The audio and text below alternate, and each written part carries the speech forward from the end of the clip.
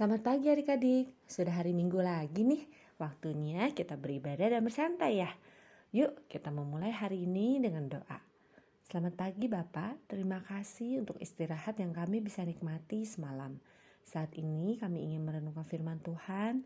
Tolong kami ya Bapak agar bisa menikmati firman-Mu dan mempraktekannya. Di dalam nama Tuhan Yesus kami berdoa, amin. Judul renungan kita hari ini adalah kerendahan hati Tuhan Yesus.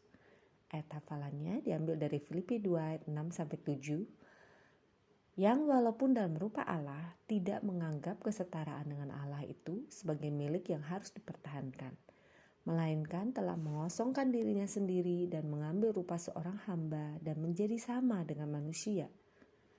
Adik-adik, selama lebih dari 1 bulan kita belajar secara khusus tentang karakter rendah hati.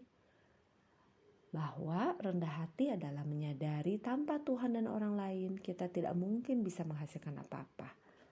Lawan dari rendah hati adalah keangkuhan, yaitu sikap hati di mana kita merasa bisa melakukan semuanya sendiri, merasa lebih baik daripada orang lain, dan merasa pikiran kita adalah yang paling benar. Akibatnya orang yang angkuh sering merendahkan orang lain. Nah adik-adik, menurut kamu kenapa sih orang bisa angkuh? Karena mereka merasa memiliki atau merasa punya dan bisa, ya kan? Sekarang kita mau coba merenungkan, sebenarnya pribadi yang paling memiliki dan paling bisa melakukan sesuatu itu siapa sih? Tentu saja pribadi itu adalah Tuhan. Dialah pencipta segalanya.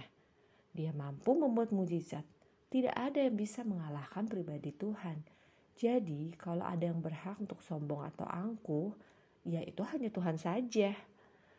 Tapi Tuhan kita dengan segala kehebatannya sama sekali tidak angkuh. Bahkan Tuhan Yesus berkata dalam Matius 11 ayat 29, "Belajarlah padaku karena aku lemah lembut dan rendah hati, dan jiwamu akan mendapat ketenangan." Tuhan Yesus sangat rendah hati, dan itu dibuktikannya dengan turun ke dunia. Tidak menganggap kesetaraannya dengan Allah sebagai milik yang harus dipertahankan. Ia mengosongkan dirinya sendiri, ia mengambil rupa seorang hamba menjadi sama dengan manusia.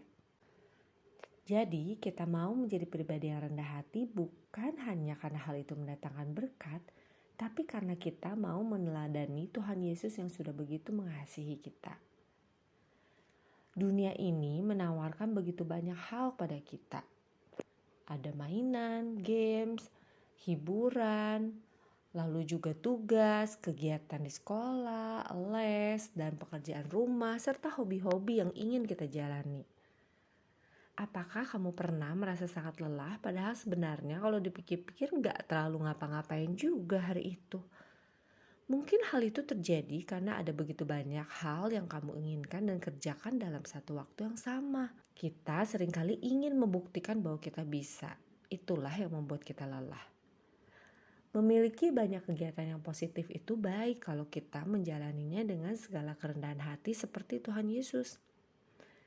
Mau tahu kenapa Tuhan Yesus kuat memikul kayu salib yang begitu berat dan menyakitkan? Karena dia tahu tujuan hidupnya. Dia tidak sekedar mau membuktikan diri. Karena itu adik-adik, kita mau belajar dari pribadi Tuhan Yesus. Memiliki tujuan yang mulia dalam hidup kita dan selalu rendah hati. Sehingga tantangan apapun bisa kita lalui. Nah sekarang coba adik-adik renungkan. Apakah ada keangkuhan yang adik-adik miliki? Bagaimana caranya supaya adik-adik bisa selalu rendah hati? Mari kita berdoa. Tuhan Yesus, kami bersyukur karena Engkau sudah memberikan teladan kepada kami bagaimana untuk menjadi rendah hati. Kami mau belajar dari Engkau ya Tuhan. Tolong kami agar kami senantiasa ingat penderitaan dan kematian Yesus di kayu salib sehingga kami tidak menjadi angkuh. Di dalam nama Tuhan Yesus kami berdoa. Amin. Oke adik-adik, bacaan Alkitab hari ini adalah Kejadian 49. Selamat hari Minggu, Tuhan Yesus memberkati.